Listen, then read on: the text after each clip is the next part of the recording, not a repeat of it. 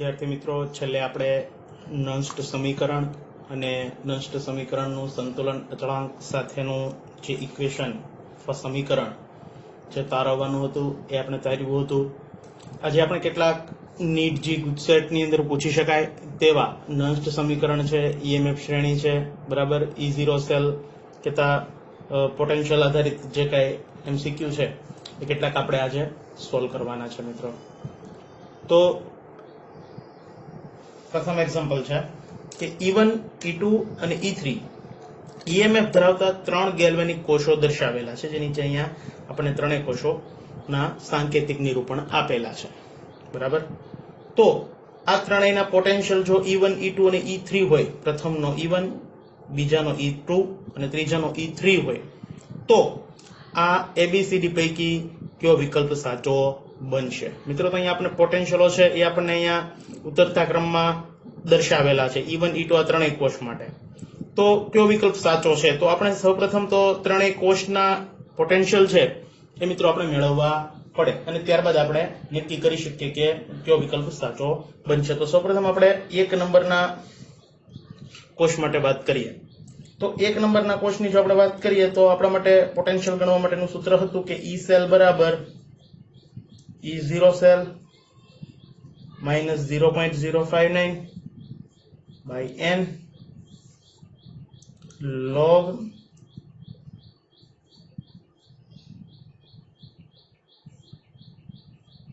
અંશમાં ઝિંક આયનની સાંદ્રતા છેદમાં કોપર આયનની સાંદ્રતા। તો આ ગેલ્વેનિક કોષ માટેના પોટેન્શિયલ તારવવા માટેનું મેળવવા માટેનું સૂત્ર આપણે લખીએ છીએ। તો ઈ સેલ જો આપણે મેળવવું હોય તો મિત્રો E0 સેલ આપણે જાણીએ છીએ કે 1.10 વોલ્ટ છે એ ઝિંક અને કોપર આ બંને અર્ધકોષ માટે મળે છે, જે આપણે આગળ મેળવ્યો હતો, ઓછા 0.059 by n એટલે કે 0.059 છેદમાં n બરાબર થશે અહીંયા 2, કેમ કે ઝિંકનું રૂપાંતર Zn+2 માં આ 2 ઇલેક્ટ્રોન કેથોડ પર Cu+2 દ્વારા દ્રાવણની અંદર ઉતરીને Cu+2 દ્વારા મેળવાતા હોય, જેનું રૂપાંતર કોપર ધાતુમાં થતું હોય છે, એટલે કે અહીંયા n બરાબર થશે 2 અને log ઝિંક આયનની સાંદ્રતા છેદમાં કોપર આયનની સાંદ્રતા। તો ઝિંક આયનની સાંદ્રતા અહીંયા આપી દીધી છે 0.1 છેદમાં કોપર આયન માટે 1 મોલ। તો અહીંયા થશે 1.10 માઇનસ 0.059 ને 2 વડે ભાંગવામાં આવે તો થશે 0.0295 ગુણ્યા log 0.1, બરાબર।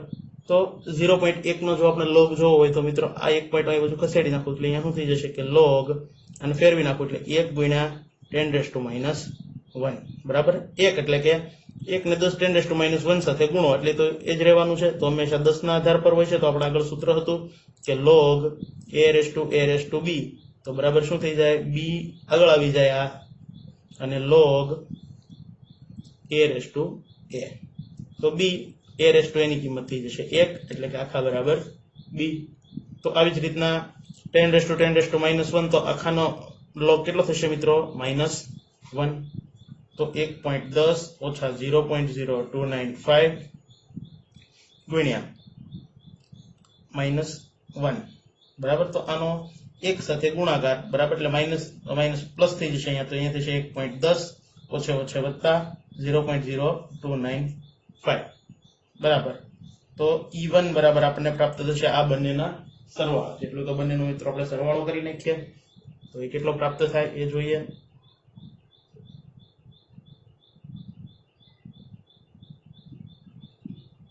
તો 1.10 વત્તા 0.0295 એટલે કે થશે 1.129 વોલ્ટ। તો આવી રીતે મિત્રો આપણને E1 છે પ્રથમ પ્રાપ્ત થયું। તો હું અહીંયા સાઈડમાં E1 છે એ નોંધી લઉં છું, બરાબર। તો આવી રીતના આપણે E2 અને E3 પણ મેળવવો પડે। તો E1 પ્રાપ્ત થાય છે આપણને 1.129 વોલ્ટ, આ સાઈડમાં આપણે નોંધી લઈએ। હવે આપણે E2 મેળવીએ, આવી જ રીતના E2 મેળવીએ। તો આ સૂત્રની અંદર આપણે E2 જો મેળવીએ તો કઈ રીતના મળશે, તો કયા સૂત્ર લાગુ પડશે બીજા કોષ માટે, तो E0 cell 1.10 volt minus 0.059 by n, અહીંયા એન ની કિંમત આપણે મૂકી દઈએ. આપણે જાણીએ છીએ 2 log ઝિંક આયનની સાંદ્રતા અહીંયા આપી દીધી છે 1 મોલર છેદમાં કોપર આયનની સાંદ્રતા પણ 1 મોલર. તો 1.10 માઇનસ 0.059 ને 2 વડે ભાંગવામાં આવે તો 0.0295 એને ગુણ્યા log 1. તો log 1 ની કિંમત થશે મિત્રો 0. તો 0 નો ગુણાકાર આની સાથે થશે એટલે આ બધું આખે આખું શું થઈ જશે? 0. તો એ આમાંથી 0 બાદ કરો એટલે શું થશે? 1.10 વોલ્ટ. તો E2 આપણને પ્રાપ્ત થશે 1.10 વોલ્ટ. આવી જ રીતના મિત્રો આપણે E3 મેળવીએ.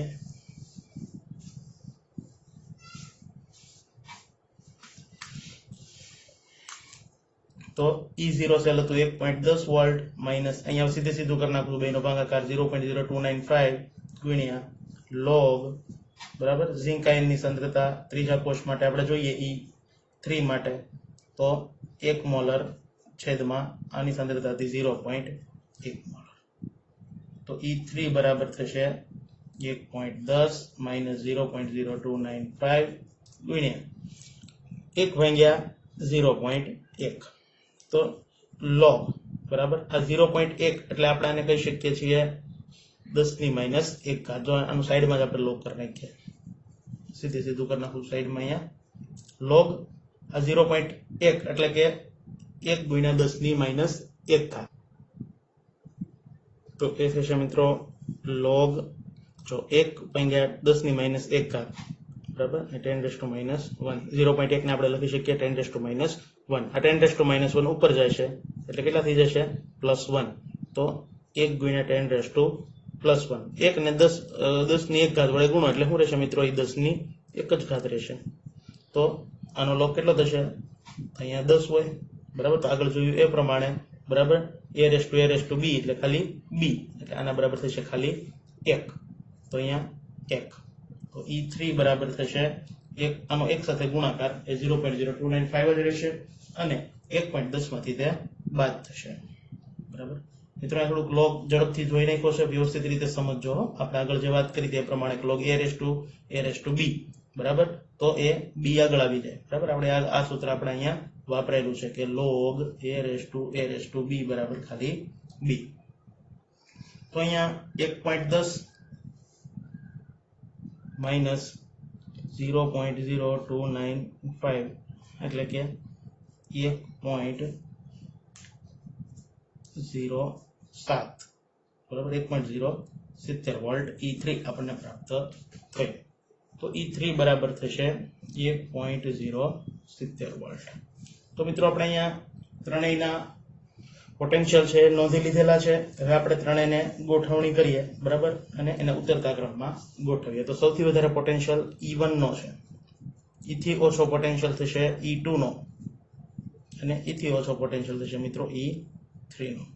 તો આ જવાબ સાચો બનશે. તો જો અહીંયા E2 નો સૌથી વધારે કીધો તો વિકલ્પ ખોટો, E3 નો સૌથી વધારે કીધો તો એ વિકલ્પ ખોટો, અહીંયા E1 નો સૌથી વધારે એથી ઓછો E2 નો અને એથી ઓછો E3 નો એટલે એ આ વિકલ્પ સાચો બનશે. અહીંયા E3 નો કીધો એટલે આ વિકલ્પ પણ ખોટો બનશે.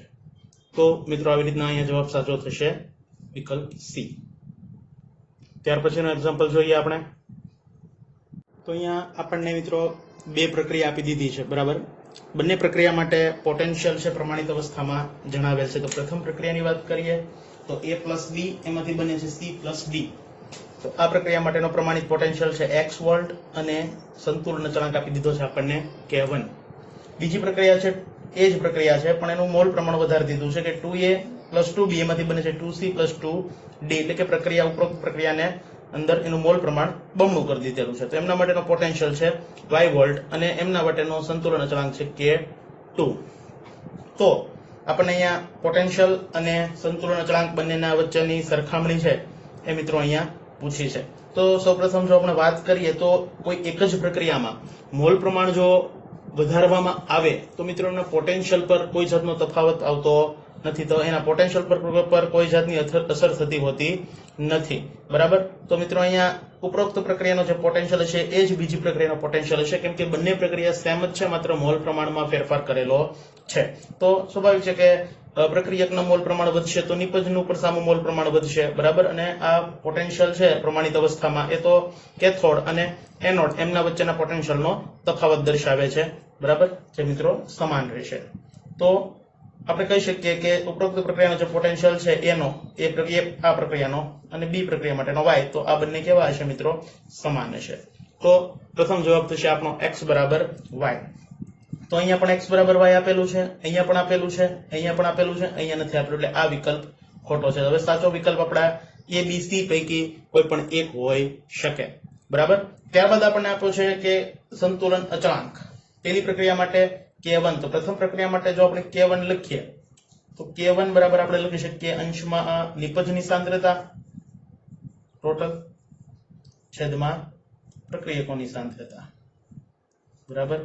અહીંયા જેમનું મોલ પ્રમાણ હોય છે એમને એમની ઘાત વડે આપણે ઉપર મોલ પ્રમાણને ઘાત વડે દર્શાવવામાં આવે છે, પણ અહીંયા બધાનું મોલ પ્રમાણ એક એક હોવાથી આપણે એક એક દર્શાવતા હોતા નથી. તો k1 બરાબર આપણે આમ લખી શકીએ. આવી જ રીતના બીજી પ્રક્રિયા છે એના માટે k2 દર્શાવવું હોય તો આપણે ધોરણ 11 ની અંદર શીખી ગયા છીએ, બરાબર.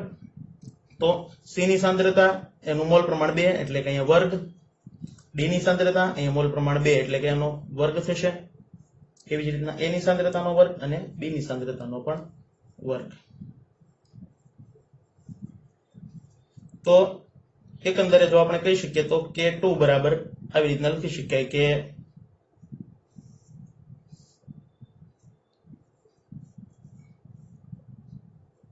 c ની સાંદ્રતા ગુણ્યા d ની સાંદ્રતા છેદમાં a ની સાંદ્રતા b ની સાંદ્રતા આખાનો સ્ક્વેર, બરાબર. કેમ કે જો આ સ્ક્વેર છે આપણે અહીંથી કૌંસ કાઢી નાખીએ તો બધા પર વર્ગ લાગી જાય અને ઉપરનું પદ ફરી પાછું આપણને પ્રાપ્ત થાય. તો આના બરાબર આપણે આટલા ભાગ બરાબર k1 લખી શકીએ છીએ મિત્રો. તો અહીંયા થશે કે k2 બરાબર k1 નો વર્ગ, બરાબર. તો k2 બરાબર થશે k1 નો વર્ગ. તો અહીંયા k1 k2 વચ્ચે વ્યસ્ત સંબંધ આપ્યો છે એટલે આ વિકલ્પ ખોટો. અહીંયા k1 અને k2 નો વર્ગ આપેલો છે, બરાબર. તો k1 બરાબર આપ્યું છે k2 નો વર્ગ, ખરેખર શું છે k2 બરાબર k1 નો વર્ગ એટલે આ વિકલ્પ પણ ખોટો. તો k2 બરાબર k1 નો સ્ક્વેર એટલે કે c વિકલ્પ અહીંયા સાચો બનશે મિત્રો. તો આવી રીતના આપણે સંતુલન અચળાંક છે એ મિત્રો આપણે જાણીએ છીએ કે મોલ પ્રમાણમાં ફેરફાર થવાથી એમની અસર છે એ સંતુલન અચળાંક પર પણ થતી હોય છે, બરાબર, જ્યારે કોષ પોટેન્શિયલ પર એની અસર હોતી નથી, બરાબર. ત્યાર પછીનો એક્ઝામ્પલ જોઈએ આપણે કોષનું સાંકેતિક નિરૂપણ આપેલું છે કે ઝિંક અર્ધકોષ કે જે એનોડ તરીકે વર્તે છે અને આ બાજુ આપ્યું છે કોપર અર્ધકોષ કે જે કેથોડ તરીકે વર્તે છે. તો આવો એક ગેલ્વેનિક કોષ અહીંયા મિત્રો આપણને આપેલો છે. તો આ કોષ માટે E0 સેલ આપણે મેળવવાનો છે અને અહીંયા આપણને પ્રમાણિત ઓક્સિડેશન પોટેન્શિયલો મિત્રો આપેલા છે. તો એક ખૂબ યાદ રાખજો કે ઓક્સિડેશન પોટેન્શિયલ અને રિડક્શન પોટેન્શિયલ વચ્ચે વિરુદ્ધ નિશાનીનો તફાવત હોય છે. બંને વચ્ચેનો જે ફેરફાર છે, બંને વચ્ચેનો તફાવત છે એ માત્ર નિશાની ફેર હોય છે. તો અહીંયા જે આપણને રિડક્શન પોટેન્શિયલ આપ્યો છે કે ઝિંકનું રૂપાંતર Zn+2 માં, સોરી ઓક્સિડેશન પોટેન્શિયલ છે કે ઝિંકનું રૂપાંતર Zn+2 માં થાય છે એટલે કે ઓક્સિડેશન પોટેન્શિયલ છે 0.76 વોલ્ટ. તો આ પ્રક્રિયા માટે ઓક્સિડેશન પોટેન્શિયલ જો 0.76 વોલ્ટ હોય તો એમનો રિડક્શન પોટેન્શિયલ કેટલો થશે મિત્રો? તો E0 Zn+2 નું રૂપાંતર ઝિંકમાં એ થશે -0.76 વોલ્ટ. તો જે ઓક્સિડેશન પોટેન્શિયલ હોય તો રિડક્શન પોટેન્શિયલ આટલો જ હોય પણ તેનાથી વિરુદ્ધ નિશાનીનો હંમેશા હોય છે, બરાબર. તો એ ખૂબ યાદ રાખવું પડશે મિત્રો. જો તમને સામાન્ય આપી દઉં કે E0 ઓક્સિડેશન પોટેન્શિયલ બરાબર -E0 રિડક્શન પોટેન્શિયલ. તો કોઈ પણ અર્ધકોષ માટે આપણે એના ઓક્સિડેશન પોટેન્શિયલ બરાબર એના રિડક્શન પોટેન્શિયલ છે એમની વચ્ચે માઇનસ નિશાનીનો તફાવત આપણે કહી શકીએ છીએ. તો આવી રીતે આ પ્રક્રિયા આ જે ઓક્સિડેશન પોટેન્શિયલ છે, બરાબર, એ મિત્રો આપણને પ્રાપ્ત થાય છે 0.76 આપ્યો છે તો રિડક્શન પોટેન્શિયલ થશે -0.76 વોલ્ટ. તો મિત્રો ખૂબ સમજો. અહીં આપણે ઓળખી કઈ રીતે શકીએ કે આ ઓક્સિડેશન પોટેન્શિયલ છે, રિડક્શન પોટેન્શિયલ છે? તો અહીંથી આપણે ઓળખી શકીએ. ઝિંકનું રૂપાંતર કીધું છે Zn+2 માં થાય એટલે કે ઓક્સિડેશન થાય છે. ઝિંકનું 0 હોય, બરાબર, અને 0 માંથી +2 થાય એટલે ઓક્સિડેશન આંકમાં વધારો એટલે કે આ ઓક્સિડેશન પોટેન્શિયલ છે. અને અહીંયા જો આયન પ્રથમ આપે અને પાછળ ધાતુ આપે તો આનો અર્થ એમ થાય કે આ રિડક્શન પોટેન્શિયલ છે જે -0.76 જાનાથી વિરુદ્ધનો હશે. તો આવી જ રીતે આપણને કોપર માટે પણ ઓક્સિડેશન પોટેન્શિયલ જ આપ્યો છે બરાબર. કેટલો છે તો કે E0 Cu નું Cu+2 માં રૂપાંતર થાય એ માટેનો પોટેન્શિયલ છે -0.36 વોલ્ટ બરાબર. તો આનો રિડક્શન પોટેન્શિયલ કેટલો થશે તો ત્યાંથી વિરુદ્ધ E0 Cu+2 નું રૂપાંતર કોપર ધાતુમાં એ થશે 0.34 વોલ્ટ બરાબર. આથી વિરુદ્ધ નિશાની આગળ જોયું એ પ્રમાણે. તો કોષનો પોટેન્શિયલ કેટલો તો આપણે આગળ સૂત્ર હતું કે E0 સેલ બરાબર E0 કેથોડ માટેનો પોટેન્શિયલ, કેથોડ તરીકે અહીંયા કોપર છે એટલે કોપરનો રિડક્શન પોટેન્શિયલ માઇનસ E0 એનોડનો રિડક્શન પોટેન્શિયલ Zn+2 નું ઝિંકમાં રૂપાંતર. તો કોપર માટેનો રિડક્શન પોટેન્શિયલ આપણે આગળ તો મિત્રો 0.34 વોલ્ટ માઇનસ એનોડ માટે છે 0.76 વોલ્ટ માઇનસ માઇનસ પ્લસ તો 0.34 વત્તા 0.76 બંનેનો સરવાળો કરીએ એટલે 1.10 વોલ્ટ. તો ઈ સેલ મિત્રો કેટલો થશે અહીંયા ઈ સેલ બરાબર 1.10 વોલ્ટ. તો અહીંયા હું ઓપ્શન લખતા ભૂલી ગયો છું મિત્રો બરાબર. ઓપ્શનમાં આપણે જે જવાબ સાચો આવશે 1.10 વોલ્ટ. તો આવા એમસીક્યુ છે એ ગુજસેટમાં પૂછી શકાય, નીટમાં પૂછવાની શક્યતા ખૂબ ઓછી છે કેમ કે થોડા એવા સહેલા એક્ઝામ્પલ છે આ બરાબર. ત્યાર પછીનો એક્ઝામ્પલ જોઈએ. ત્યાર પછીનો એમસીક્યુ છે મિત્રો કે E0 Ag નું રૂપાંતર Ag+ માં એટલે કે ઓક્સિડેશન પોટેન્શિયલ બરાબર. તો સિલ્વર અર્ધકોષ માટેનો ઓક્સિડેશન પોટેન્શિયલ મિત્રો આપણને આપી દીધો છે -0.80 વોલ્ટ ને પ્રમાણિત હાઇડ્રોજન વિદ્યુત ધ્રુવ સાથે જોડતા બનતા કોષનું સાંકેતિક નિરૂપણ જણાવો. તો પ્રમાણિત હાઇડ્રોજન અર્ધકોષ સાથે જો આ કોષને જોડવામાં આવે તો એમનું સાંકેતિક નિરૂપણ શું હશે એ આપણે જણાવવાનું છે. તો મિત્રો સ્વાભાવિક છે કે આપણે હાઇડ્રોજન અર્ધકોષ બરાબર તો H2 પ્રમાણિત અર્ધકોષનો પોટેન્શિયલ રિડક્શન પોટેન્શિયલ જે છે એ 0 વોલ્ટ લઈએ છીએ મિત્રો, ખાસ યાદ રાખજો બરાબર. અને સાથે સાથે આ કોષ કે જેમનો ઓક્સિડેશન પોટેન્શિયલ આપેલો છે તેમનો રિડક્શન પોટેન્શિયલ શું થશે મિત્રો તો Ag+ નું Ag માં રૂપાંતર થવા માટેનો રિડક્શન પોટેન્શિયલ થશે +0.80 વોલ્ટ આગળ જોયું એ પ્રમાણે. તો સ્વાભાવિક છે મિત્રો કે હાઇડ્રોજન અર્ધકોષ અને સિલ્વર અર્ધકોષ આ બંને અર્ધકોષને જો એકબીજા સાથે જોડવામાં આવે તો જેનો પોટેન્શિયલ વધારે હશે તે મિત્રો કેથોડ તરીકે વર્તે છે અને જેનો પોટેન્શિયલ ઓછો હોય તે અર્ધકોષ મિત્રો એનોડ તરીકે વર્તે. તો સ્વાભાવિક છે કે આ પોટેન્શિયલ ઓછો છે, આનો પોટેન્શિયલ વધારે છે રિડક્શન પોટેન્શિયલ. તો આ સિલ્વર વાળો અર્ધકોષ છે કેથોડ તરીકે વર્તશે અને હાઇડ્રોજન અર્ધકોષ એનોડ તરીકે વર્તશે. તો એમને આપણે દર્શાવશું કેવી રીતે તો કે હાઇડ્રોજન અર્ધકોષ જો એનોડ તરીકે હોય તો H2 નું રૂપાંતર શામાં થતું હશે મિત્રો H+ માં થતું હોય છે બરાબર.